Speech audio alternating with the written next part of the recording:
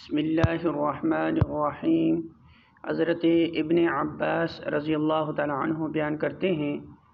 میمونہ رضی اللہ تعالی عنہ نے فرمایا، میں نے نبی صلی اللہ علیہ وسلم کے لیے غسل کرنے کے لیے پانی رکھا اور ایک کپڑے سے آپ پر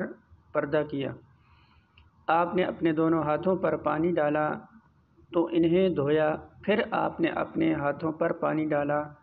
تو انہیں دھویا، پھر اپنے دائیں ہاتھ سے بائیں ہاتھ پر پانی ڈال کر شرمگاہ کو دھویا، پھر آپ نے اپنا ہاتھ زمین پر ملا اور اسے دھویا، پھر آپ صلی اللہ علیہ وسلم نے کلی کی ناک میں پانی ڈالا، اپنا چہرہ اور بازو دھوئے، پھر سر پر پانی ڈالا اور سارے جسم پر پانی بہایا،